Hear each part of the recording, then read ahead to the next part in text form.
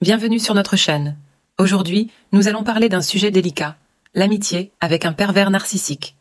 Bien que ces personnes puissent sembler charmantes au début, leur véritable nature finit souvent par émerger, transformant l'amitié en une relation toxique. Avant de plonger dans les détails, n'oubliez pas de vous abonner. Commençons par comprendre ce qu'est l'emprise en amitié. Un ami narcissique se perçoit comme supérieur aux autres. Il dévalorise les gens autour de lui pour maintenir cette illusion de supériorité.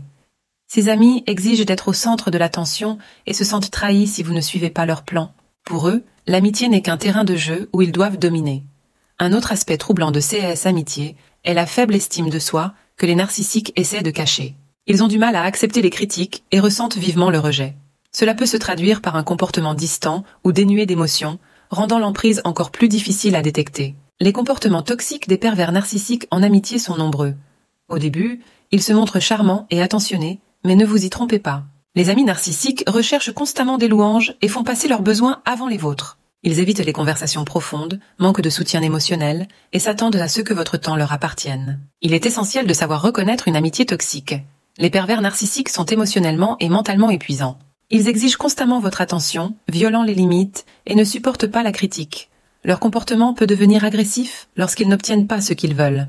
Alors, comment sortir d'une telle amitié ? Voici quelques conseils. Tout d'abord, ne vous rabaissez pas à leur niveau. Même si votre ami narcissique est méchant, traitez-le toujours avec gentillesse. Ensuite, créez des limites claires. Les narcissiques détestent les limites, mais c'est essentiel pour préserver votre santé mentale.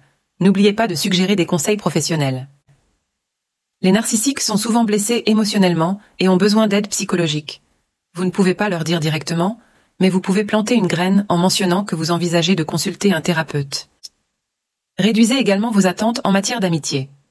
Acceptez que votre ami narcissique ne soit pas capable de répondre à vos besoins émotionnels, mais trouvez ce qu'il peut offrir. Insistez sur les points positifs, même s'ils sont rares. En soulignant les qualités que vous appréciez, vous pouvez améliorer la relation.